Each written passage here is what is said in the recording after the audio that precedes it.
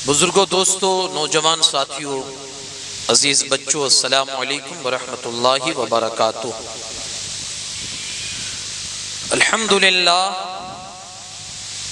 अल्हम्दुलिल्लाहि रब्बिल आलमीन वल आक़िबतु लिल मुत्तक़ीन वस्सलातु वस्सलामु अला सय्यिदिल अंबियाइ वल मुरसलीन व अला आलिहि तय्यिबीन व अस्हाबिहि ताहिरीन अजमईन, अम्मा बाद।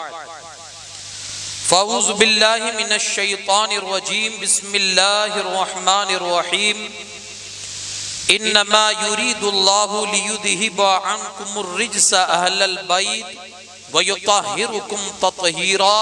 सदक़ल्लाहुल अज़ीम। इंतहाई खुलूसियत और एहतराम के साथ जी लगाकर सबसे पहले बारगाहे रिसालत मआब सल्लल्लाहु अलैहि वसल्लम में अकीदत और मोहब्बत के साथ दुरूद पाक का हदिया पेश करे। पढ़े अल्लाहुम्मा सल्लि अला सय्यिदिना शफीइना नबीना व मौलाना मुहम्मदिन कमा तुहिब्बु व तरदा बि अन तुसल्ली अलैहि सलातुन व सलामुन अलैका या रसूलल्लाह सल्लल्लाहु तआला अलैहि वसल्लम। नबी पाक सल्लल्लाहु तआला अलैहि वसल्लम फरमाते हैं, क़यामत के दिन अल्लाह के अर्श के साये के सिवा जब किसी चीज का कोई साया न होगा, अल्लाह तीन बंदों को अर्श का साया नसीब फरमाएगा। अर्ज की गई वो तीन बंदे कौन हैं?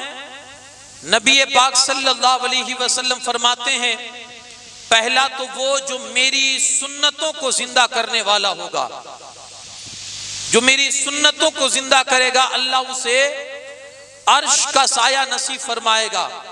और दूसरा वो जो मेरी परेशान हाल उम्मती में से किसी उम्मती की मदद कर देगा, अल्लाह उसे भी अर्श का साया नसीब फरमाएगा। और तीसरा वो है कि जो कसरत के साथ मेरी जात पर दुरूद पाक पढ़ा करता होगा, अल्लाह कल बरोज़े क़यामत उसे भी अर्श का साया नसीब फरमाएगा। एक बार और जी लगा कर दुरूद पाक पढ़ दें। अल्लाहुम्मा सल्लि अला सय्यिदिना शफीइना नबीना मौलाना मुहम्मदिन कमा तुहिब्बु व तरदा बि अन तुसल्ली अलैहि सलातुन व सलामुन दाइमन अलैका या रसूलल्लाह सल्लल्लाहु तआला अलैहि वसल्लम। आइए कुछ अर्ज से कबल आज की जो मेरी गुफ्तगू का उन्वान है, सैयदा तैयबा आबिदा जाहिदा मखदूमा-ए कायनात खैरुन निसा हजरत फातिमा ज़हरा सलामुल्लाह अलैहा आपकी ज़ाते बाबरकत के हवाले से चंद मारूज़ात आपके गोश गुजार करूंगा। आइए उससे पहले उनकी बारगाह नाज में कुछ खिराज अकीदत के तौर पर मनक़बत के कुछ अशार। शायर लिखता है, लजपाल घराना है और नगीनों की लड़ी है। लजपाल घराना है और नगीनों की लड़ी है, उस घर की गुलामी भी हुकूमत से बड़ी है। लजपाल घराना है, नगीनों की लड़ी है और उस घर की गुलामी भी हुकूमत से बड़ी है। ज़हरा की सवारी है सूए जन्नते फिरदौस, ज़हरा की सवारी है सूए जन्नते फिरदौस। नजरों को झुकाए हुए मखलूक खड़ी है, नजरों को झुकाए हुए मखलूक खड़ी है। आका ने खड़े होकर ये उम्मत को बताया, आका ने खड़े होकर ये उम्मत को बताया, रहमत के लिए फातिमा रहमत की घड़ी है। रहमत के लिए फातिमा रहमत की घड़ी है। तीन और भी बहनें हैं बड़ी उम्र में तहसीन, तीन और भी बड़ी बहनें हैं उम्र में तहसीन, रुतबे में मगर फातिमा तीनों से बड़ी है। रुतबे में मगर फातिमा तीनों से बड़ी है। और आगे फरमाते हैं, खैरुल बशर की लाडली खैरुन निसा हैं आप। खैरुल बशर की लाडली खैरुन निसा हैं आप। ज़हरा है, फातिमा है, सरापा हया है आप। ज़हरा है, फातिमा है, सरापा हया है आप। मखदूमे जहां है, ताजुन निसा है आप। क्या शान है कि बिनते हबीबे खुदा है आप, क्या शान है कि बिनते हबीबे खुदा है आप। तकते थे जब भी आपको खुश होते थे रसूल, तकते थे जब भी आपको खुश होते थे रसूल। यानी सुकूने कल्बे शहे दोसरा है आप, यानी सुकूने कल्बे शहे दोसरा है आप। शेरे खुदा हैं आपकी इज्जत के पहरेदार, शेरे खुदा हैं आपकी इज्जत के पहरेदार। कुर्बान जाइए गैरते शेरे खुदा है आप, कुर्बान जाइए गैरते शेरे खुदा है आप। और कमली कभी बिछाई कभी सर पे ओढ़ दी, हुजूर ने कमली बिछाई कभी कभी सर पे ओढ़ दी। आका ही जानते हैं कसम से कि क्या हैं आप, आका ही जानते हैं कसम से कि क्या हैं आप। एक बार और दुरूद पाक पढ़ दें, अल्लाहुम्मा सल्ली अला सय्यिदिना शफीना नबीना मौलाना मुहम्मदिन कमा तुहिब्बु व तर्दा बिअन तुसल्ली अलैहि सलातुन व सलामुन दाइमन अलैका या रसूलल्लाह सल्लल्लाहु अलैहि वसल्लम। कुरान मजीद की जो मैंने आयत करीमा आपके सामने अभी पढ़ी, अल्लाह करीम इरशाद फरमाता है इन्नमा युरीदुल्लाह, अल्लाह तो यही चाहता है ए नबी के घर वालों कि अल्लाह तुमसे हर किस्म की नापाकी को दूर फरमा दे और तुम्हें पाक करके खूब सुथरा कर दे। अल्लाह यही चाहता है, तुम्हें हर किस्म की नापाकी और हर किस्म की गंदगी से अल्लाह पाक कर दे, और अल्लाह ने पाक कर भी दिया। आज हम जिसकी बारगाह में खिराज अकीदत पेश कर रहे हैं, आपकी जाते बाबरकात और आपकी अजमतें, आपकी बुलंदियां कोई क्या समझ सकता है। हाँ, हदीस पाक में है कि ये जब महशर में निकलेगी तो अल्लाह की तरफ से एक निदा करने वाला कहेगा निगाहों को झुका लो, मोहम्मद की बेटी फातिमा की सवारी गुजर रही है सल्लल्लाहु अलैहि वसल्लम। इससे भी आदमी को अंदाजा होता है कि अल्लाह ने जब तक वो जिंदा रही, जब तक दुनिया में रही, इज्जतों से माला माल रही, और वो फातिमा खातूने जन्नत वो थी जब वो नबी पाक सल्लल्लाहु अलैहि वसल्लम के सामने आती, हुजूर खुद उनके इस्तकबाल के लिए, कायनात के मुख्तार, दुनिया जिनका इस्तकबाल करती, वो उनके इस्तकबाल के लिए जब मां फातिमा आती थी तो खड़े हो जाया करते थे। तो अजमतें बड़ी है, लेकिन मैं जैसा कि आप जानते हैं कि हर पहलू से मैं नसीहत आपके लिए रखना चाहता हूं कि भाई हमारे लिए इसमें, और खासकर हमारी माएं बहनों के लिए इस जिंदगी में क्या नसीहत है। बल्कि मैं अगर ये कहूं तो गलत नहीं होगा कि अगर आज की औरत इस बंदी की जिंदगी को अपने अंदर अगर ले आए, यानी हजरत खातूने जन्नत की जिंदगी को अपने लिए नमूना बना ले, तो यकीनन उसको हजरत खातूने जन्नत की जिंदगी में जिंदगी गुजारने का एक सलीका और एक तरीका नसीब हो जाएगा। अगर वो बेटी है, अगर वो बेटी है और बेटी बन के चाहती है कि खातूने जन्नत की जिंदगी को देखे, तो खातूने जन्नत की जिंदगी उसे बेटी के तौर पर भी नजर आएगी कि बेटी बन के उसने किस तरह से अपने बाबा के साथ और अपने घर वालों के साथ सुलूक किया है, वो भी रहनुमाई उसे खातूने जन्नत की जिंदगी में नसीब होगी। अगर वो बीवी बनकर खातूने जन्नत की जिंदगी देखना चाहती है, तो हजरत सैयदा तैयबा की जिंदगी एक बीवी की हैसियत से भी उसके लिए मॉडल बन सकती है, उसके लिए नमूना बन सकती है। और अगर कोई माँ बन के खातूने जन्नत की जिंदगी से रहनुमाई हासिल करना चाहती है, तो माँ खातूने जन्नत की जिंदगी से उसे माँ की भी रहनुमाई मिलेगी कि एक माँ कैसी होनी चाहिए। लेकिन कोई पढ़े तो सही ये जिंदगी क्या है और ये किस एतबार से उन्होंने जिंदगी गुजारी थी। आज उसी पर मेरी और गुफ्तगू आपके बीच इंशाअल्लाह होगी, और जहां तक मुमकिन होगा मैं आपको सैयदा तैयबा की जिंदगी इस एतबार से और इस लिहाज से समझाने की कोशिश करूंगा। मैंने जो आयत करीमा पढ़ी है, इन्नमा युरीदुल्लाहु लियुज़हिबा अन्कुमुर रिज्स अहलल बैत। हजरत अल्लामा नईमुद्दीन मुरादाबादी अलैहिर्रहमा फरमाते हैं कि अक्सर मुफस्सिरीन का यह कहना है कि यह आयत करीमा मौलाए कायनात करमल्लाहु ताला वजहुल करीम सैयदा फातिमा ज़हरा सलामुल्लाह अलैहा और हसनैन करीमैन रज़ी अल्लाह ताला अन्हुमा, कहा ये इन लोगों के लिए अल्लाह पाक ने आयत करीमा नाजिल फरमाई है। ये अलग बात है कि अलग अलग मुफस्सिरीन ने अपनी अपनी तफसीर भी उसमें लिखी है। किसी ने अज़वाज मुताहरात मुराद लिया है, किसी ने और कुछ मुराद लिया है, किसी ने नबी की जात मुराद ली। लेकिन अक्सर मुफस्सिरीन की ये राय है कि इस आयत में जो अहलल बैत का जो तस्करा हुआ है, क्योंकि उसी से मिलती जुलती एक हदीस भी है जो आपने सुनी है बारहा कि नबी पाक सल्लल्लाहु अलैहि वसल्लम बैठे हुए थे हजरत उम्मे सलमा के घर में। अल्लाह के रसूल सल्लल्लाहु अलैहि वसल्लम एक चादर ओढ़े हुए थे। आपने हजरत अली को बुलाया, हजरत फातिमा को बुलाया, हसनैन करीमैन को बुलाया और चादर ढांप ली और फिर रसूलुल्लाह ने हाथ बुलंद करके दुआ फरमाई, अल्लाहुम्मा हाउलाई अहले बैती, ए अल्लाह ये मेरी अहले बैत है, तू इनसे मोहब्बत फरमा और जो जो दुनिया में इनसे मोहब्बत फरमाए मौला तू उनसे भी मोहब्बत फरमा।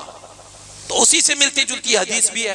तो अक्सर मुफस्सिरीन की ये राय है कि इसमें जो ये आयत करीमा में जो इशारा है अहलल बैत, इससे मुराद हजरत मौलाए कायनात फातिमा ज़हरा सलामुल्लाह अलैहा और हसनैन करीमैन के जात है।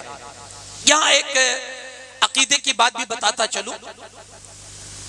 इस आयत से कुछ लोग ये नतीजा निकालते हैं कि अहले बैत मासूम है, माज़अल्लाह। इस आयत से अल्लाह पाक ये यही चाहता है कि तुमसे हर किस्म की नापाकी को दूर कर दे। गुनाह भी तो नापाकी है ना। उन्होंने ये मतलब निकाला कि अल्लाह ने इनको मासूम बना दिया है, हालांकि हम अहले सुन्नत व जमात का ये अकीदा नहीं है। ये अकीदे की बात है, क्योंकि इस तरह से भी आपको गुमराह किया जाएगा। देखिए हमारे अकीदे में, हम अहले सुन्नत व जमात के अकीदे में सिर्फ दो मासूम है। एक अंबियाए किराम, जितने भी अंबिया है वो सब मासूम है। आगे चल के मैं ये भी अर्ज करता हूं मासूम किसे कहते हैं और महफूज किसे कहते हैं। महफूज हमारे अकीदे में एक जात है नबियों की जो मासूम है और दूसरी जात है फरिश्तों की जो मासूम है।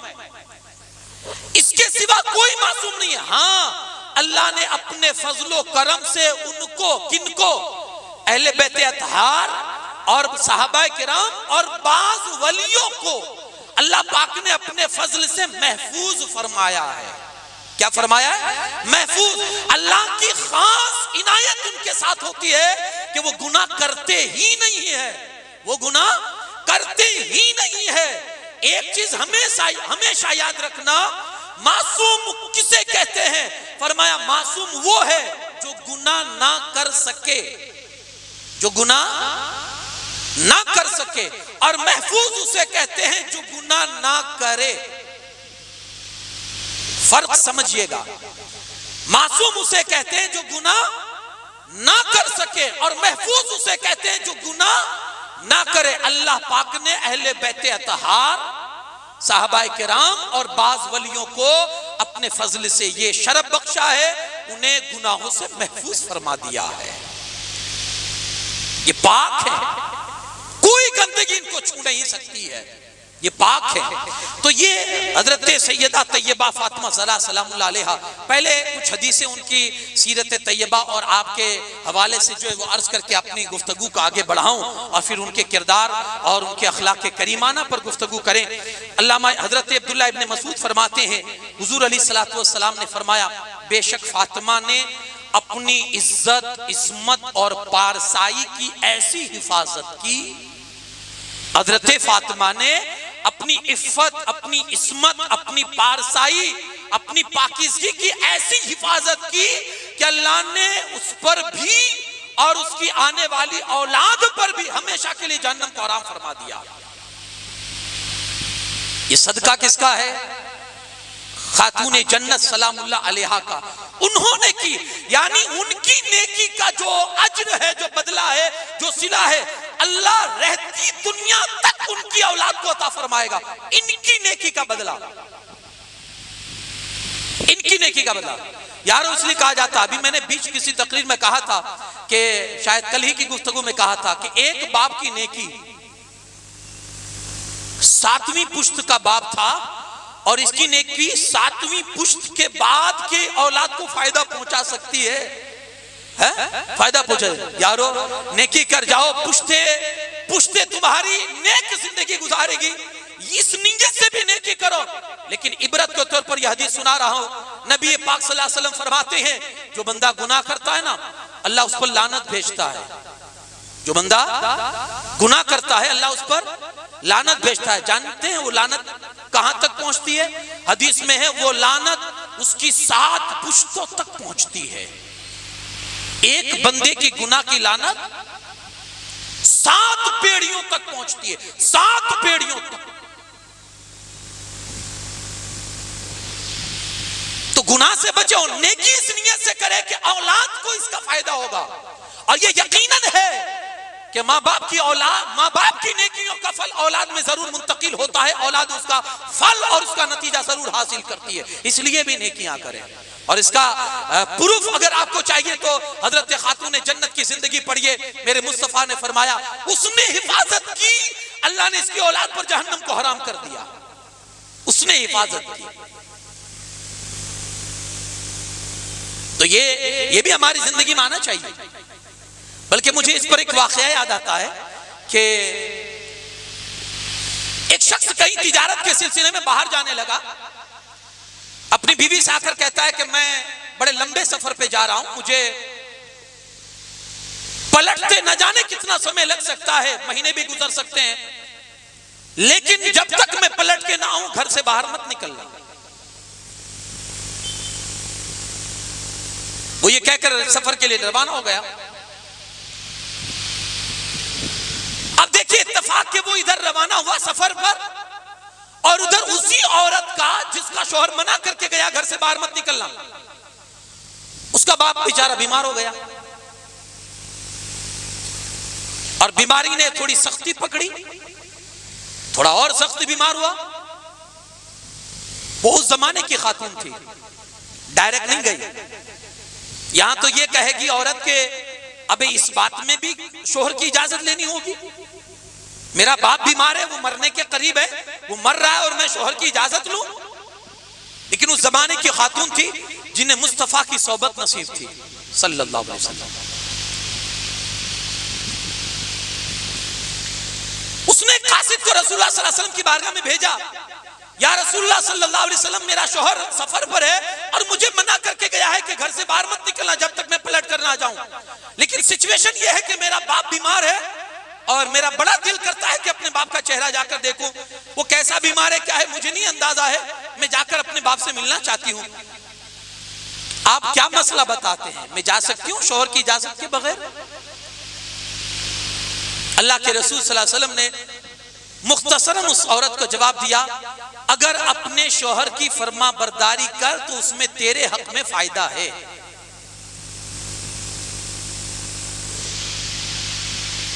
यहां अगर कोई इस तरह का मसला अगर बताए तो शायद झगड़े की नौबत आ सकती है।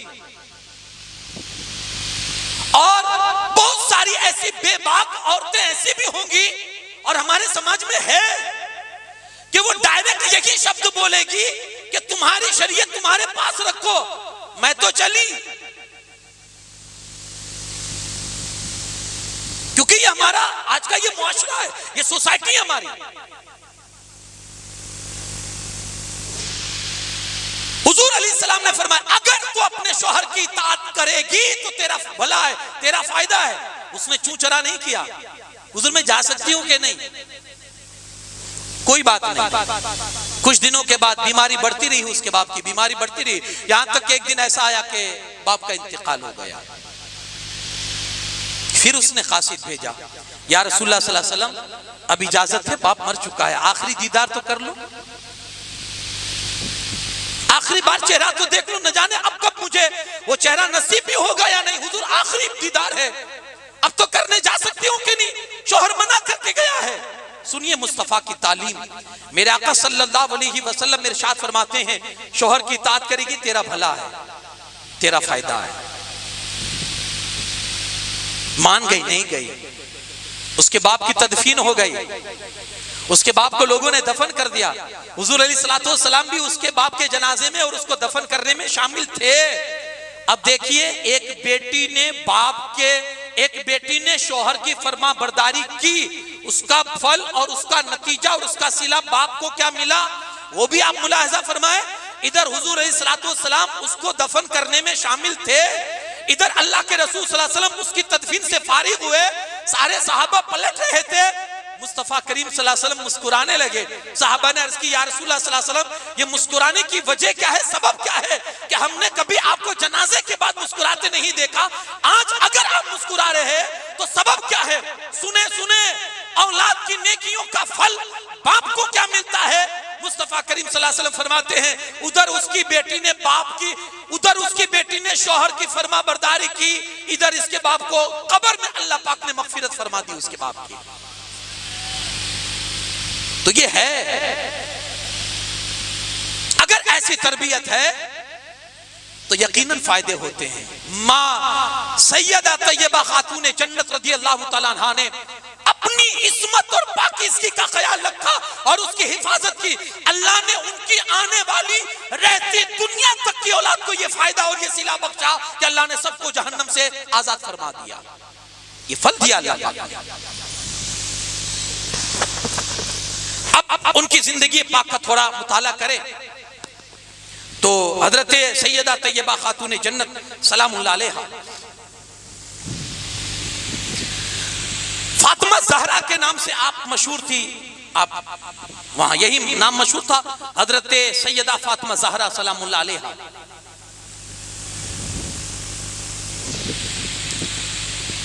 मक्कतुल मुकर्रमा में आपकी विलादत हुई। हजरत मोहम्मद सल्लल्लाहु अलैहि वसल्लम और माँ खदीजा बिन्ते खुवैलिद रज़ियल्लाहु तआला अन्हा, इन दोनों की आप बेटी हैं। इसके अलावा भी उनकी हजरत माँ खदीजा की औलाद हैं। और ये भी चीज याद रखें कि हजरत फातिमा ज़हरा सलामुल्लाह अलैहा अपनी माँ की सबसे छोटी बेटी थी और टोटल हजरत माँ खदीजा की 4 बेटियां थी। ये भी बात याद रखे, अपने इल्म में इस बात को रखे। 4 बेटियां थी खुद उनके बतने पाक से, यानी उनकी सगी बेटियां 4 थी और 3 बेटे थे। इसलिए मैं बार बार आपको कह रहा हूं कि इसे याद रखे, आगे चल के कोई आपको आपके जहन की इस मालूमात को गर्द ना लगा दे। सैयदा फातिमा ज़हरा सलामुल्लाह अलैहा विलादत हुई तो बचपन ही के जमाने में मां का इंतकाल हो गया। तो अब तरबियत की बात थी, तरबियत कौन करे। तो उस खानदान की जो मस्तूरात थी, खासकर हजरत फातिमा बिनते असद, हजरत उम्मे सलमा, हजरत उम्मुल फजल जो हजरत अब्बास की बीवी थी, हजरत उम्मे हानी जो मौलाए कायनात की बहन थी, अस्मा बिनते उमैस जो हजरत जाफर तैयार की बीवी थी, और सफिया बिनते हमजा रज़ियल्लाहु, ये इन लोगों के हाथ में हजरत सैयदा की किफालत और आपकी तरबियत आई और इन लोगों ने तरबियत की। जब रसूल पाक सल्लल्लाहु अलैहि वसल्लम ने हजरत उम्मे सलमा से निकाह फरमाया, उसके बाद हिजरत का मौका आया तो आप हिजरत करके मदीना पाक तशरीफ ले गई। वहां जब अल्लाह के रसूल सल्लल्लाहु अलैहि वसल्लम ने हजरत उम्मे सलमा से निकाह फरमाया तो हजरत सैयदा की जो तरबियत थी वो उम्मे सलमा को सौंप दी कि अब ये तुम्हारी तरबियत में रहेगी। उम्मे सलमा का अब बयान सुनिए। हजरत उम्मे सलमा फरमाती है, मैं जब जब किसी बात में हजरत फातिमा को अदब देना चाहती, खुदा की कसम वो मुझसे ज्यादा मुअद्दब नजर आया करती थी। जिस बात में मैं उनकी तरबियत करना चाहती तो मैं क्या देखती, अल्लाह की कसम वो पहले से ही उनको तरबियत मिल चुकी है। ये कुदरत की तरफ से ये था सब कुछ, ये अल्लाह की देन थी उनके लिए, ये अल्लाह का फजल था उनके साथ शामिल हाल था। आज एक बच्ची की तरबियत बचपन से लेकर उसकी जवानी तक और शादी तक क्या होती है, किसी बाप से आप पूछे आपको अंदाजा हो जाएगा। और खासकर इस पुरफितन माहौल में एक बच्ची की तरबियत करना, उस बाप से कोई पूछे कि जो तरबियत करता है कि कितना दर्द सर रहता है बच्ची की तरबियत। हालांकि उसने हदीस पाक सुनी है कि बच्ची जो होती है वो रहमत हुआ करती है, हालांकि उसने हदीस पाक सुनी है कि ये बच्ची अगर सही मानों में इसकी तरबियत करेंगे कल अल्लाह इस तरबियत के बदले में हमें जन्नत का हकदार बनाएगा। ये सारी चीजें सुनी है, लेकिन कहीं ना कहीं चल के वो बच्ची अपने बाप के लिए दर्द सर बनती है अगर उसकी तरबियत सही मानों में नहीं हुआ करती है। तो मैं थोड़ा आज के माहौल पर भी आगे चल के मैं आऊंगा और अपनी माँ बहनों के आपके जरिए उन तक ये नसीहत पहुंचाने की कोशिश करूंगा, और जो मुझे लाइव सुन रहे होंगे उनके लिए ये नसीहत करूंगा कि एक खातून को अपने परिवार के लिए कैसा होना चाहिए। एक खातून को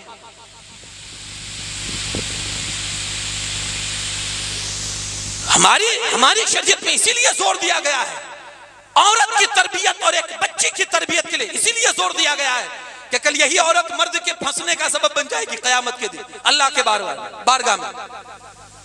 मर्द फंसेंगे इसकी वजह से, वो खुद तो जाएगी, चार को साथ में लेकर जाएगी। बाप, भाई, बेटा, शोहर अकेले नहीं जाएगी, क्योंकि चारों की जिम्मेदारी में कहीं ना कहीं एक औरत होती है, एक औरत की किफालत होती है, एक औरत की परवरिश होती है। कहीं ना कहीं ये चारों के अंदर आप देखेंगे जिंदगी के अंदर आपकी तरबियत हुई। और वो बचपन का जमाना था सैयदा तैयबा का, उन्होंने सारे मसाइब और आलाम जो उनके बाप पर जो कुरैश की तरफ से हुए थे और मक्का वालों की तरफ से हुए थे, वो सारी चीजें देख भी रही थी और बर्दाश्त भी कर रही थी। और उस उम्र के अंदर अपने बाप को जो सपोर्ट दे रही थी, वो भी आप देखेंगे कि एक मर्तबा हरम काबा के अंदर रसूल पाक सल्लल्लाहु अलैहि वसल्लम नमाज पढ़ रहे थे। अबू जहल जालिम ने अपने साथियों का सहारा लेकर एक ऊंट की ओझड़ी उठाकर नबी पाक के कमरे मुबारक पर और पुश्ते मुबारक पर, पीठ मुबारक पर वो ओझड़ी रख दी। इतनी वजनी थी, अल्लाह के रसूल सल्लल्लाहु अलैहि वसल्लम को तकलीफ हुई। किसी ने सैयदा तैयबा फातिमा ज़हरा सलामुल्लाह अलैहा से कह दिया कि आपके बाबा की हालत तो देखो, हरम काबा में जालिमों ने उनकी पुश्ते अनवर पर वो ओझड़ी रखी है, दौड़ी हुई गई। बचपना है, बिल्कुल बचपना है, जितनी ताकत की अपने अंदर लगाई और ओझड़ी को उतारने की कोशिश करती है। जब ओझड़ी हट गई तो अपने बाबा की कमर को धुलने लगी, रोती जाती थी, धुलती जाती थी। मेरे मुस्तफा ने फातिमा का रोना देखा, उस वक्त भी बर्दाश्त नहीं किया था, और आज भी नहीं, सुबह क़यामत तक मेरे आका कभी फातिमा का रोना बर्दाश्त नहीं करेंगे। यारो, हजरत फातिमा रोती जाती थी और पुश्ते अनवर साफ करती जाती थी। मेरे आका सल्लल्लाहु अलैहि वसल्लम उसको दिलासा देते हुए फरमाते, फातिमा मत रो, मत रो, ए जाने पिदर मत रो, अल्लाह जरूर तेरे बाबा की एक ना एक दिन जरूर मदद फरमाएगा, मत रो। तो सारे मामलात में हुजूर अलैहिस्सलातु वस्सलाम के साथ भी खड़ी रही है, और इस तरह से आपने भी शुरू मामलात में रसूल पाक सल्लल्लाहु अलैहि वसल्लम का साथ दिया है। और आप देखेंगे कि हज़रत सैयदा तैयबा फातिमा ज़हरा सलामुल्लाह अलैहा बचपन में भी आपके हालात और घरेलू हालात ऐसे थे कि कभी कभी 2-2 महीने तक घर में खाना पकने की नौबत नहीं आती थी। तो वो भी उसी घर की तो पली हुई थी और उसी घर में उनका भी तो रहना था, वहीं तरबियत होती थी। तो जाहिर सी बात है भूख का साबका इनके साथ भी पड़ा हुआ करता था। एक मर्तबा ऐसा हुआ कि हजरत सैयदा तैयबा का बचपन का जमाना है, भूख की वजह से चेहरे पर पीलापन और जर्दी आ चुकी है, और धीरे धीरे ये जर्दी बढ़ रही है, इतनी शिद्दत की भूख है। अब आप अंदाजा लगा सकते हैं कि आदमी का चेहरे का रंग कब बदलता है, और कितनी ज्यादा भूख होगी तो चेहरे का रंग बदलता है। सैयदा का चेहरे का रंग जो था वो जर्दी की तरफ जा रहा था और तेजी से जर्द हो रहा था। अल्लाह के रसूल सल्लल्लाहु अलैहि वसल्लम ने सैयदा के चेहरे की तरफ देखा तो उनको बुलाया, अपने करीब किया, और करीब करने के बाद अल्लाह की बारगाह में हाथ उठाकर दुआ करते हैं, ए लोगों को ला, ए पस्ती से लोगों को बुलंदी अता करने वाली को मालिक को मौला, मेरी फातिमा की भूख की शिद्दत को खत्म कर दे। क्या दुआ की?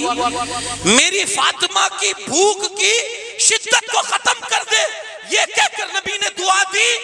सैयदा तैयबा फरमाती है उसी वक्त मेरे चेहरे का जो पीलापन था वो दूर होते होते सुर्खी में बदलने लगा और मेरी तबीयत में हशाशी और बशाशी आने लगी, मुझे मसरत होने लगी। यहां तक कि सैयदा खुद कहती है उसके बाद जब से नबी ने दुआ दे दी थी, कभी भी भूख ने फातिमा को परेशान नहीं किया है, भूख ने कभी फातिमा को नहीं सताया है। ये मुस्तफा की ये दुआ का असर था। लेकिन ये भी मानना पड़ेगा कि वो ऐसा घर था जहां भूख भी थी और जहां कई कई दिन तक लोग भूखे भी रहते थे। आज हम भी बच्चियों के बाप हैं, कभी ऐसा भी इत्तेफाक पड़ता होगा कि घर में ऐसी चीज बनी है जो हमारी बेटी को पसंद नहीं है। और बुरा मत मानिएगा, बच्चियों के नखरे खाने पीने के मामलात में ज्यादा हुआ करते हैं, ये भी रियलिटी है। ये नहीं मुझे पसंद, ये नहीं खाती हूं तो वो नहीं खाती हूं। तो बच्चियों के मामलात, खाने पीने के मामलात में उनके नखरे ज्यादा होते हैं। क्या नखरे करे, घर में कुछ हो तो नखरे करे ना, क्या नाज दिखाएं। अरे वही छुहारे और पानियों पर गुजारा होता था। आज हमारी भी बच्ची अगर जरा से उसने मुंह टेढ़ा किया और मुंह बनाकर बैठ गई, मुझे नहीं खाना, ये मुझे पसंद नहीं है, मां का फौरन कॉल जाएगा शौहर के पास, बाहर से कुछ ये लिया। इतना एहसास है उनको भी था। जो अपनी बेटी का रोना बर्दाश्त नहीं कर सकते थे वो भूख बर्दाश्त करेंगे था।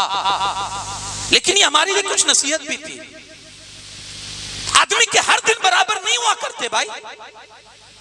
आपको जिंदगी में कहीं ना कहीं लाइफ में कॉम्प्रोमाइज भी करना ही है, आपको समझौता करना ही। हमने क्या है समझौते को निकाल दिया अपनी जिंदगी से। दिक्कत यही आती है कि आज अक्सर की बेटियां उनके घरों पर शादी होने के बावजूद भी बैठी हुई है। क्यों? नो कॉम्प्रोमाइज, समझौता ही नहीं हमारे बीच। मैं आगे चल के ये हजरत सैयदा खातून जन्नत की जिंदगी को आपके सामने रखूंगा कि कितनी मर्तबा जिंदगी में आपने कॉम्प्रोमाइज किया है, समझौता, सुलह। और यही असल जिंदगी की रियलिटी है, यही खूबसूरती है, यही हुस्न है जिंदगी गुजारने का।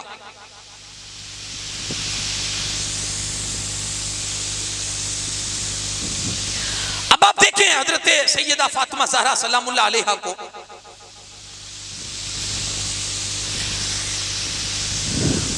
आपके ज़ाते बाबरकात किसी लेवल से अगर हम देखें, किसी भी एंगल से, अल्लाह ने बहुत रुतबा और बहुत मर्तबा अता फरमाया। मैंने एक हदीस पाक पढ़ी, हजरत जमी बिन उमैर फरमाते हैं कि मैं अपनी फूफी के साथ हजरत सैयदा आयशा सिद्दीक़ा रज़ियल्लाहु तआला अन्हा के पास गया। बीच तकरीर में थोड़ा आपको डिस्टर्ब करूंगा, अगर मुनासिब समझे बैठे बैठे थोड़ा आगे आ जाएं, क्योंकि मैं पीछे देख रहा हूं कि पब्लिक का एक हुजूम में भी जो बेटा बैठने के लिए जगह तलाश करता है। तो आप अपने भाइयों के लिए जगह कुशादा करें, अल्लाह जन्नत में आपके लिए जगह कुशादा करे। बैठे बैठे आ जाएं, दुरूद पाक पढ़ते रहे, आ जाएं। अल्लाहुम्मा सल्ली अला सय्यिदिना शफीना नबीना मौलाना मुहम्मदिन कमा तुहिब्बु व तरदा बिन तुसल्ली अलैहि सलातो व सलामन दाइमन अलैका या रसूल अल्लाह सल्लल्लाहु तआला अलैहि वसल्लम। वो फरमाते मैं गया हजरत आयशा सिद्दीक़ा रज़ियल्लाहु तआला अन्हा के साथ के पास, अपनी फूफी के साथ। मैंने जाकर अपनी फूफी के साथ गया था। मैंने हजरत आयशा से पूछा हुजूर को सबसे ज्यादा प्यारा कौन था। ये हदीस 12 आपने सुनी होगी, लेकिन यहां मैं सिर्फ आपको एक मैसेज देना चाहता हूं इस हदीस के जरिए से। हदीस आपने 12 सुनी है। देखिए, हर सुनी हुई चीज बंदे को याद रहे ये भी कोई जरूरी नहीं है ना। सबसे प्यारा कौन है? हजरत आयशा ने बिला झिझक फौरन कहा, सबसे प्यारा मेरे मुस्तफा को अगर किसी से कोई था वो सैयदा तैयबा फातिमा ज़हरा सलामुल्लाह अलैहा थी। कहा उसके बाद मर्दों में अगर बात करें तो कौन? कहा मर्दों में अगर सबसे ज्यादा मेरे मुस्तफा को अगर कोई अजीज और प्यारा था तो उनके शौहर नामदार जनाब हैदर कर्रार मौला मुश्किल कुशा थे। ये लिखने के बाद मुफ्ती अहमद यार खान साहब नईमी लिखते हैं कि ये मां आयशा की हक गोई थी, दिल की सफाई थी, ये सच्चाई थी उनके दिल में कि दिल बड़ा उनका साफ था। इसलिए जब उन्होंने पूछा सामने वाले ने कि कौन प्यारा, अपना नाम भी तो दे सकती थी ना कि मैं बीवी हूं, मुझसे बहुत रसूलुल्लाह मोहब्बत करते हैं, और हुजूर की मोहब्बत थी भी बेहद। वो कह सकती थी ना कि मैं और मेरे बाबा हजरत अबू बकर सिद्दीक, लेकिन मुफ्ती अहमद यार खान साहब नहीं में फरमाते हैं ये उनकी हक गोई थी कि सामने वाले ने जैसे ये पूछा ना कि सबसे ज्यादा प्यारा कौन है, हजरत आयशा की जबान पर माँ फातिमा का नाम आया और उनके शौहर का। फिर आगे फरमाते हैं अगर कोई हजरत फातिमा से पूछता ना कि रसूलुल्लाह को सबसे ज्यादा प्यारा कौन है, तो हजरत फातिमा नाम देती हजरत आयशा का और उनके बाबा अबू बकर सिद्दीक का। ये उनकी मोहब्बतें थी। पता नहीं ये बीच का कैसे उनमें नफरतें पैदा कर रहा है, ये बीच का पता नहीं उनके बीच में कैसे नफरतें पैदा कर। ये मोहब्बतें थी, ये हदीस पाक की रिवायत है जो मैंने आपके सामने पढ़ी है, ये मोहब्बतें थी उनके बीच की। अब आप देखें कि शादी हो गई, दोनों की जिंदगी बड़ी खुशहाल गुजर रही है। और ये शादी भी आप ये समझिए कि अल्लाह की तरफ से हुक्म था, उसके एतबार से मुस्तफ़ा करीम सल्लल्लाहु अलैहि वसल्लम ने मौलाए कायनात के साथ अपनी लख्त जिगर खातून जन्नत का निकाह फरमाया। ये भी रब का हुक्म था, क्योंकि ये अलग अलग रिवायतों में है कि हजरत सैयदना अबू बकर सिद्दीक गए थे, उमर फारूक आजम गए थे, तो हुजूर अलैहिस्सलातु वस्सलाम ने फरमाया कि मैं फातिमा के निकाह के मसले में अल्लाह की वही का इंतजार करूंगा, मेरा रब मुझे उस मामले में क्या हुक्म फरमाता है। क्योंकि हुजूर भी जानते थे कि मेरी नस्ल जो है, नस्ल मोहम्मदी का जो सिलसिला है मेरी इसी बेटी से चलने वाला है। तो हुजूर अलैहिस्सलाम फरमाते हैं कि मैं अल्लाह के हुक्म का इंतजार करूंगा। रब की तरफ से जब इशारा आया कि अली के साथ निकाह कर दिया जाए, तो फिर मुस्तफ़ा करीम सल्लल्लाहु अलैहि वसल्लम ने हजरत अली के साथ ये हजरत फातिमा का निकाह फरमाया। अब निकाह हुआ, बड़ी खुशहाल जिंदगी गुजर रही है। ये उनकी तातो फरमा बरदारी और उनके साथ अच्छे और मोहब्बत का मामला करती है। और मौला कायनात अली शेर खुदा करमल्लाहु ताला वजहुल करीम उनके साथ मोहब्बत का मामला करते हैं। बल्कि हुजूर अलैहिस्सलातु वस्सलाम अक्सर अपनी बेटी को नसीहत फरमाया करते थे, खासकर ये वाली जो है माँ बाप और जो बच्चियों के बाप हैं, वो अब मेरी इस गुफ्तगू को सुनेंगे। नबी पाक सल्लल्लाहु अलैहि वसल्लम अक्सर अपनी बेटी को नसीहत फरमाते थे कि औरत पर सबसे बड़ा फर्ज ये है कि वो अपने शोहर की फरमा बरदारी करे।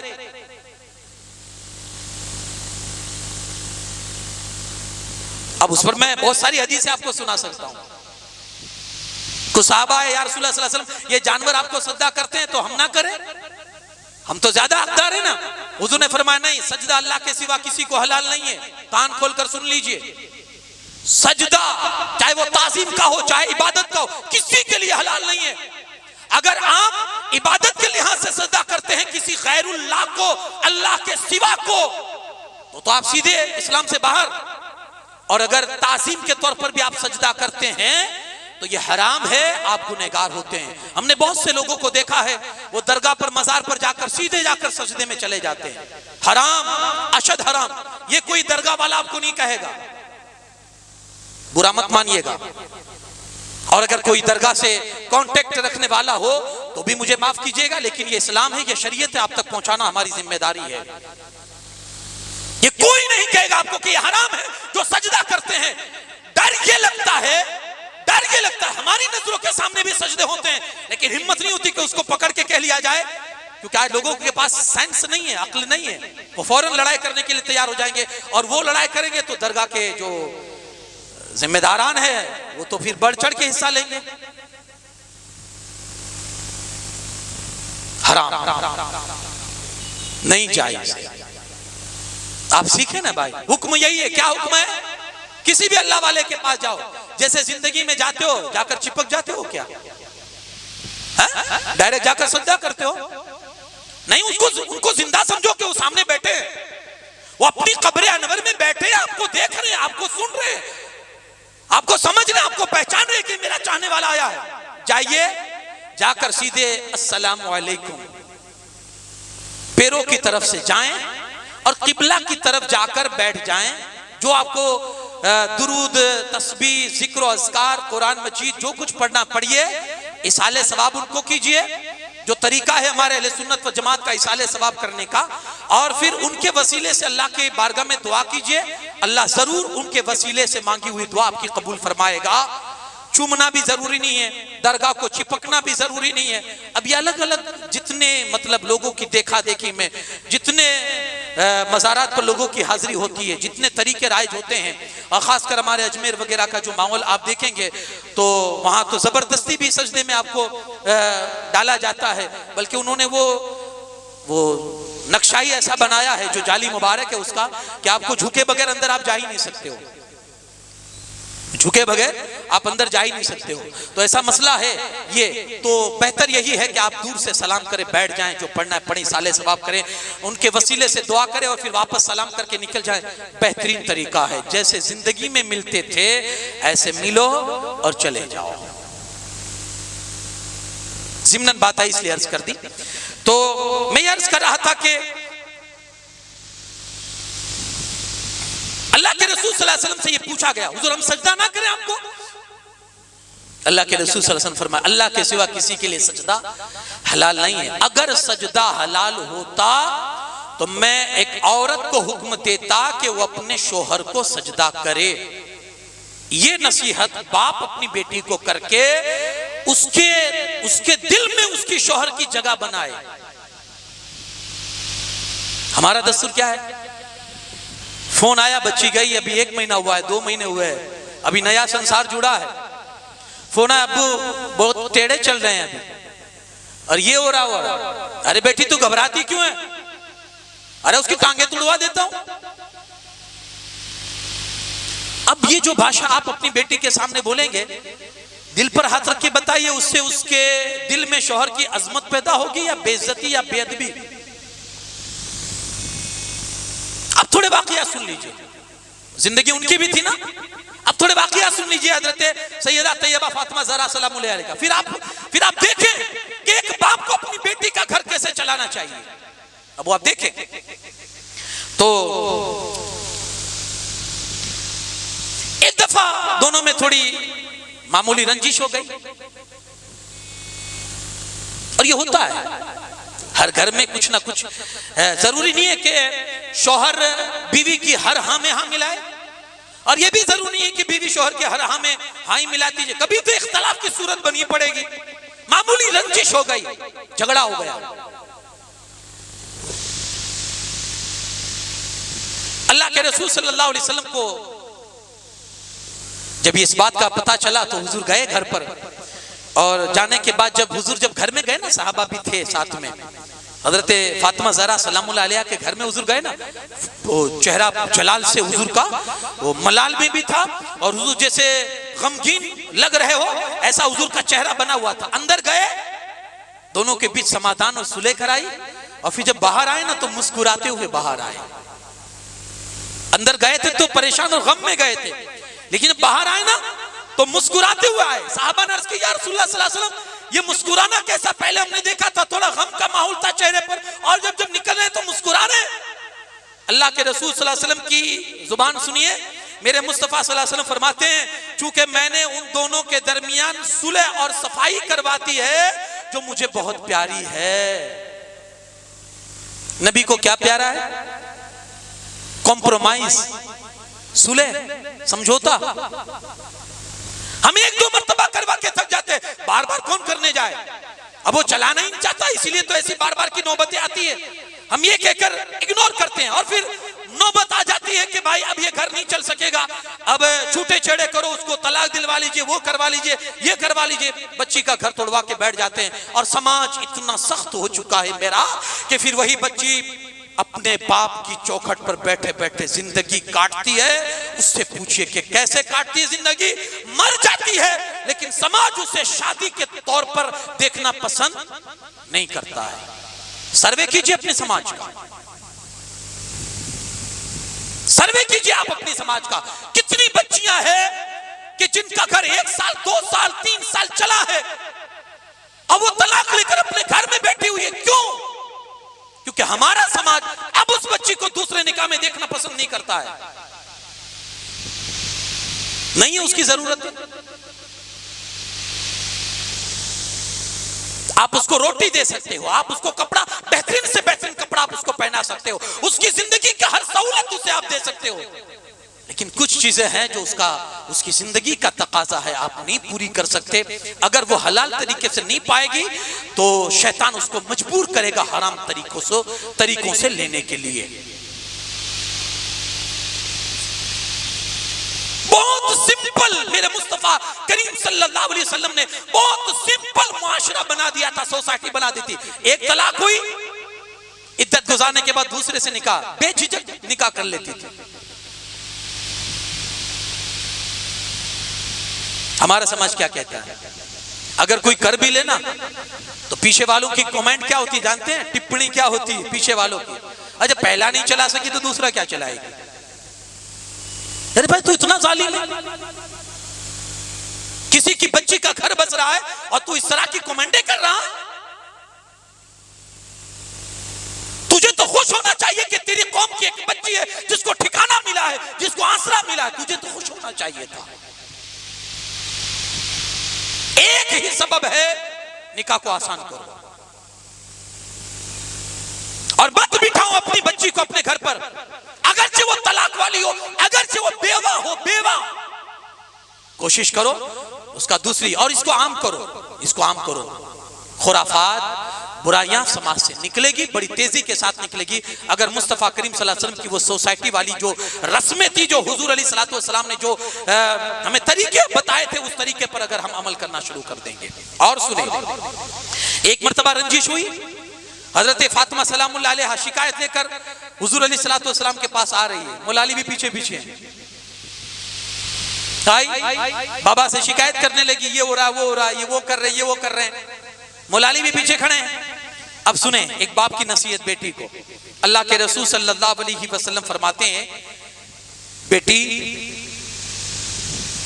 ख्याल करो, ऐसा कौन शौहर है जो अपनी बीवी के पास इस तरह खामोश चला आता है। और एक रिवायत में हुजूर ने यह फरमाया, बेटी मेरी बात गौर से सुन, ऐसे कोई दुनिया में मियां बीवी नहीं है जिनमें कभी इख्तिलाफ राय ना हो, और कौन मर्द ऐसा है जो हर काम बीवी के मिजाज के मुताबिक करता है। ऐसा कौन शौहर है।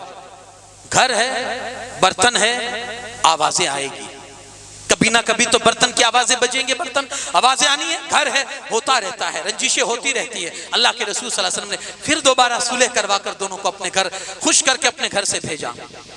एक मर्तबा ऐसी भी नौबत आई, बेटी आई शिकायत लेकर, और ऐसी शिकायत थी अल्लाह के रसूल सल्लल्लाहु अलैहि वसल्लम की बारगाह में आकर अर्ज करती है, अब्बा आपने मेरी शादी तो अली के साथ कर दी है, लेकिन ये कुरैश की जो औरतें हैं ना, वो मुझसे मिलती है ना, वो मुझे ताना देती है कि शादी की भी तो गरीब के घर में जिसके पास खुद रहने का ठिकाना नहीं है, और भी तरह तरह के ताने देती है। और ये दुख भरी दास्तान हजरत आए फातिमा ने अपने बाबा के सामने रखी, रोती रही और दास्तान सुनाती रही। सुने मेरे मुस्तफा करीम सल्लल्लाहु अलैहि वसल्लम ने जब ये सुना तो हुजूर फरमाते हैं, बेटी बैठ, क्या तू खुश नहीं है। मैंने तेरा निकाह जिसके साथ किया है वो आदमी कैसा है तू जानती है। जब अल्लाह ने दुनिया बनाने के बाद सबसे पहली रहमत की नजर दुनिया पर फरमाई तो तेरे बाबा के नूर को पैदा फरमाया। दुनिया बनाने के बाद जब पहली नजर रहमत की नाजिल फरमाई तो तेरे बाबा के नूर को पैदा फरमाया, और जब दूसरी रहमत की नजर डाली तो तेरे शौहर अली के नूर को पैदा फरमाया। बेटी तू राजी नहीं है, मैंने उस बंदे के साथ तेरा निकाह किया है जो अखलाक में भी बेहतर है, किरदार में भी बेहतर है, हर एतबार से जो बेहतर है। बेटी ये मैंने नहीं, तेरे रब ने तेरे लिए चुना है और उसको मैंने तेरा शौहर बनाया है। जब फातिमा ने ये सुना मुस्कुराते हुए अपने घर गई, गोया कि अपने बाप की पसंद पर वो भी राजी हो गई थी। लेकिन यारो ये जिंदगी थी सैयदा तैयबा फातिमा ज़हरा सलामुल्लाह अलैहा की। एक मर्तबा का मामला है कि रंजिश हुई, मौला अली नाराज होकर घर से चले गए। अल्लाह के रसूल सल्लल्लाहु अलैहि वसल्लम घर में आए और कहा, फातिमा ये तुम्हारे चचा के बेटे क्या हैं?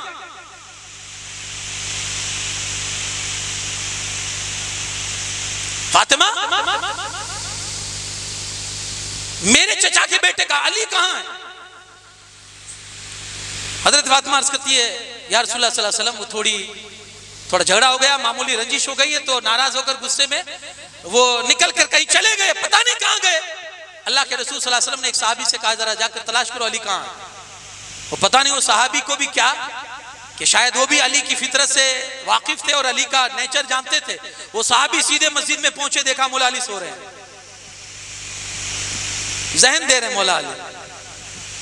आज अगर बंदा डिस्टर्ब होता है, बीवी से झगड़ा करके बाहर निकलता है, कहां जाता है? मैं आपको ज़हन दे रहा हूं, कहां जाता है? कोई होटल तलाश करेगा, दोस्तों से कहेगा यार चल नहीं फला वहां चले जाते हैं, बहुत डिस्टर्ब हो चुका हूं और घर में झगड़ा हुआ। ये कहां, कौन सी जगह तलाश करता है?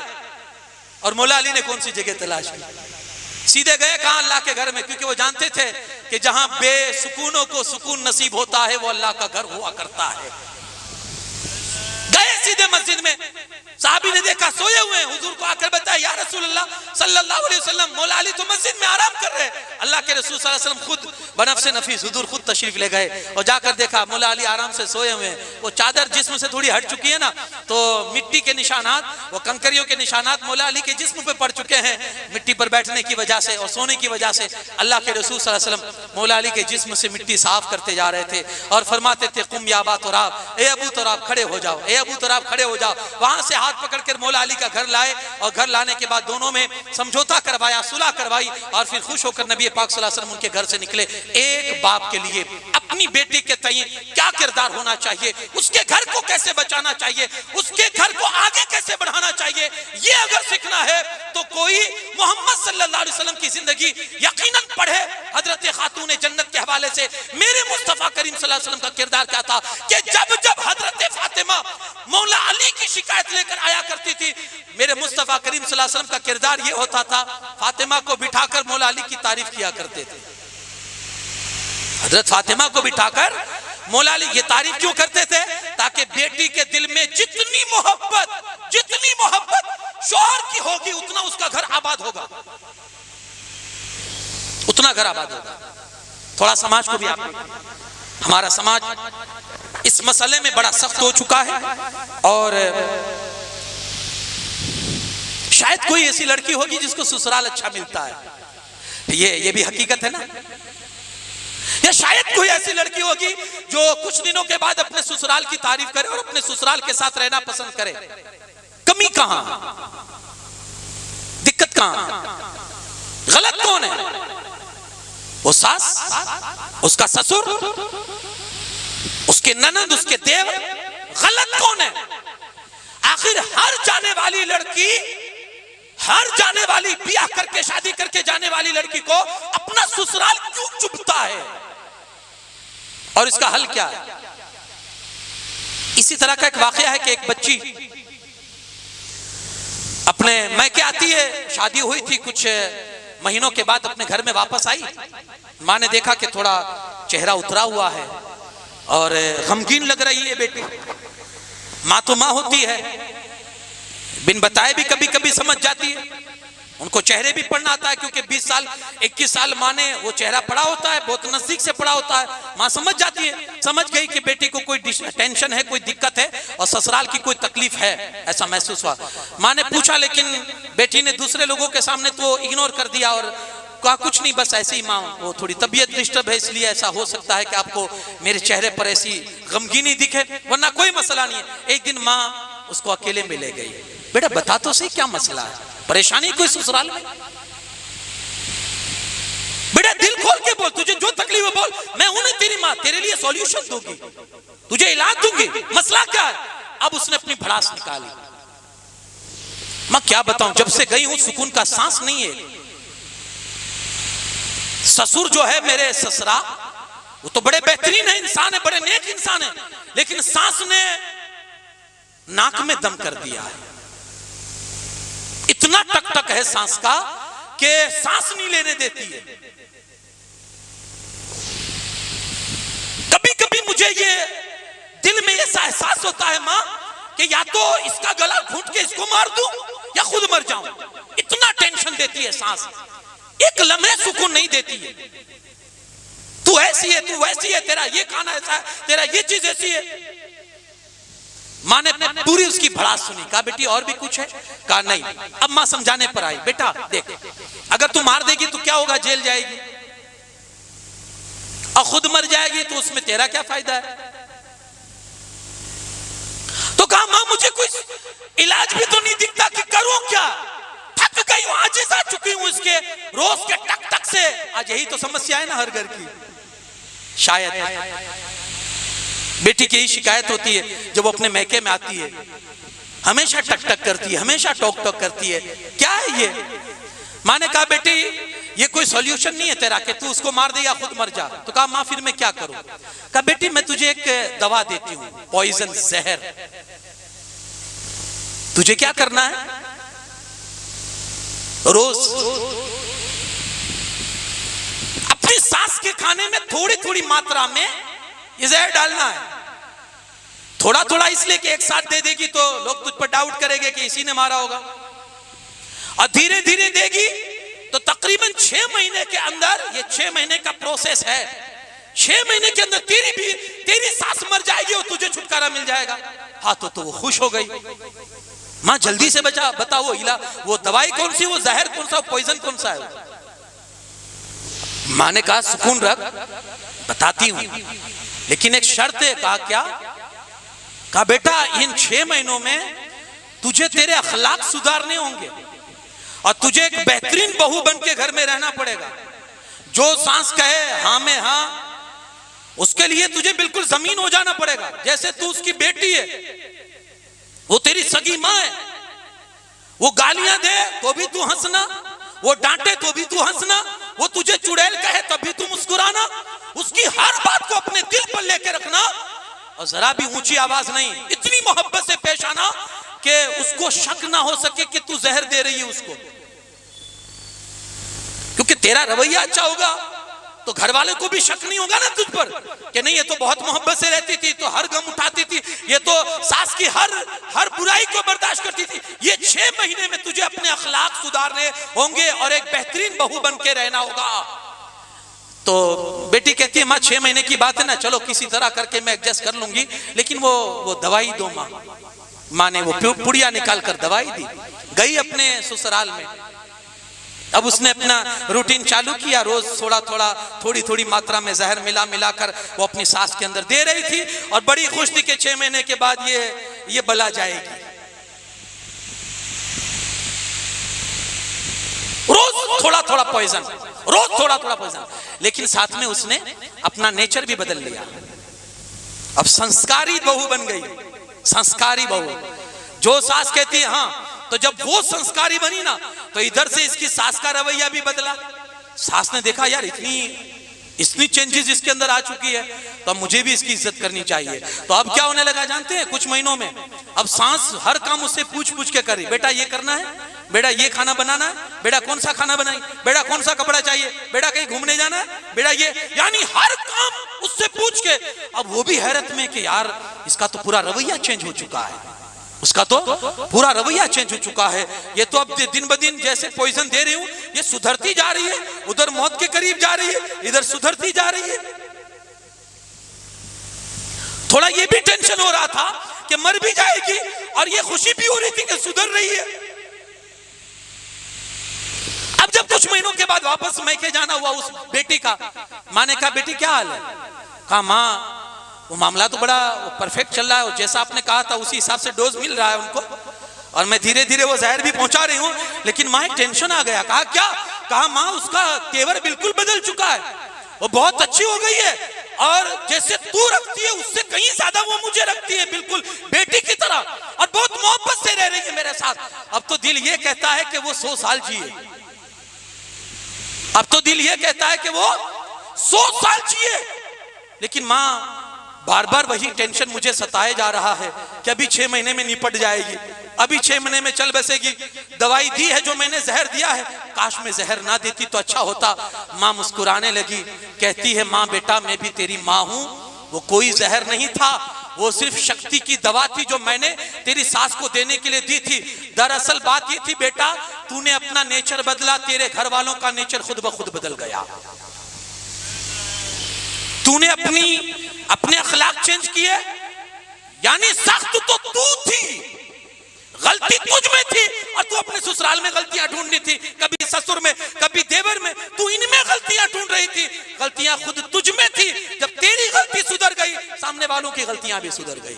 हम यही करते हैं ना भाई, अपनी सुधारे ना, अपनी सुधारे ना। ये जिंदगी थी सैयदा तैयबा खातून जन्नत सलामुल्लाह अलैहा की, जो मैंने आपके सामने रखी।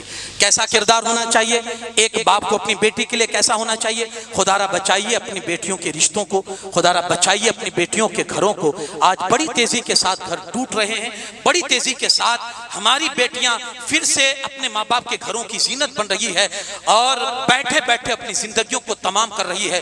कोई उनका पुरसाने हाल नहीं है। आप देखिए, जब तक माँ बाप जिंदा रहते हैं वो बच्चे की सूरत हाल अच्छी होती है, उसका देखभाल भी उसकी होती है, लेकिन जब भाइयों की तरबियत में और भाइयों की किफालत में आती है तो बच्चे के लिए बहुत सारे मसाइल खड़े हो जाते हैं, कहाँ रहे, किसके साथ रहे। इसलिए बेहतर तरीका जो मेरे मुस्तफ़ा करीम सल्लल्लाहु अलैहि वसल्लम ने बताया, अगर अपनी बच्चियों को इज्जत की जिंदगी देना चाहते हो, उनको हमेशा अपने शौहर के घर पर रहना पसंद करो और यही नसीहत आपके घर से उसको मिलनी चाहिए।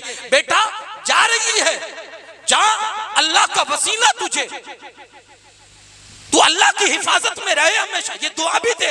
और साथ ही ये भी कहे, बेटा खुशी से आना हो तो तेरे बाप का दरवाजा हमेशा तेरे लिए खुला है, लेकिन अगर नाराज होकर आना तो फिर तू मत आना, तेरा जनाजा ही आना चाहिए। थोड़ा कॉम्प्रोमाइज करें, थोड़ा समझौता करें। हर शौहर गलत नहीं होता है, हर सास गलत नहीं होती है, हर ससुर गलत नहीं होता है, हर ससुराल वाले गलत नहीं होते। कहीं कहीं आपकी बच्ची की भी गलती होती है। आपने नाज रखनों में और आपने नाज के साथ पाला होता है, अब वहां जाकर थोड़ी सख्तियां होती है। आपके घर में दो नौकरानियां थी जिसके जरिए से सारे काम निपट जाया करते थे, अब वहां खुद से करना पड़ता है, बर्तन भी खुद से मांजने पड़ते हैं।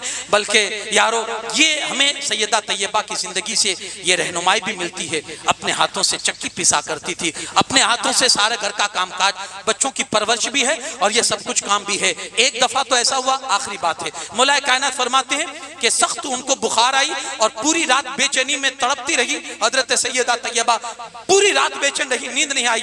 मैं भी उनके पीछे जागता रहा। जब आखिरी रात का पहर हुआ ना, फजर से पहले हम दोनों को आंख लग गई, अजान हुई, मेरी आंख खुली तो मैं उठा नमाज के लिए। मैंने देखा सैयदा वजू कर रही है नमाज के लिए। मैं चला गया मस्जिद में, नमाज पढ़कर आया तो आकर देखता हूं कि सैयदा अपने हाथों से चक्की चला रही है और आटा पीस रही है। मैंने आकर कहा, फातिमा अपनी जान पर भी रहम करो, रात में इतनी सख्त बुखार थी और ठंडे पानी से तुमने सुबह वजू किया है, अगर और तबीयत बिगड़ गई तो क्या करोगी? फातिमा ने जवाब सुनिए। हजरत फातिमा कहती, काश हमारी हर बच्ची का यही नेचर हो जाए, यही अखलाक हो जाए और यही सोच हो जाए। हजरत फातिमा कहती है, अगर आपकी इताअत में और बच्चों की खिदमत में अगर ऐसे ही मेरी मौत आ जाए तो अपने लिए फख्र समझूंगी कि अल्लाह पाक ने मुझे बेहतरीन मौत अता फरमाई है। शौहर की खिदमत, शौहर की इताअत, बच्चों की खिदमत एक माँ का फरीजा हुआ करता है, एक बीवी के लिए फर्ज होता है, एक माँ के लिए फर्ज होता है। ये सैयदा की जिंदगी में आपको देखना नसीब होगा। खुदारा पढ़ाओ अपनी बच्चियों को सैयदा की जिंदगी, उसके बाद शादी की दहलीज पर उसको चढ़ाओ, इंशाअल्लाह बहुत कुछ तब्दीलियां आपको देखने मिलेगी। सुनाओ उन्हें हजरत सैयदा की जिंदगी और उनकी शादियां, ताकि आपकी बच्चियों की शादियों में आपकी बच्चियों की बहुत बड़ी डिमांड है और बहुत बड़ी फरमाइशी भी ना हो। सादगी के साथ निकाह करो। मेरे मुस्तफ़ा का फरमान है, बरकत वाला निकाह हो जिसमें कम से कम खर्चा हो, वो बरकत वाला निकाह है। सैयदा की जिंदगी देखिए, आप कहेंगे वो पुराना जमाना था, कुछ नहीं था। नहीं भाई, ऐसा मामला नहीं है, ऐसी बात नहीं है। हजरत फातिमा कहती है, मेरे मुस्तफ़ा करीम की जात अक़दस वो जात है कि सोने चांदी के पहाड़ उनके पीछे लगे रहते हैं। या रसूला हुक्म दें, आपके कदमों में आ जाएं, आपके पीछे पीछे चलें। हुजूर फरमाते, मैं नहीं चाहता। वो चाहते तो सोना चांदी से भर देते हजरत सैयदा का मकान, अरे सोने की दीवारें खड़ी कर देते सैयदा के मकान में। लेकिन जिनको सही मानों में 2 वक्त की रोटियां भी नसीब नहीं थी, वो नबी मुख्तार के घर की बेटी थी। अल्लाह करे कि उनकी जिंदगी समझ में आए। अल्लाह करीम कहने सुनने से ज्यादा अमल की तौफीक अता फरमाए। वमा अलैना इल्लल बलागुल मुबीन।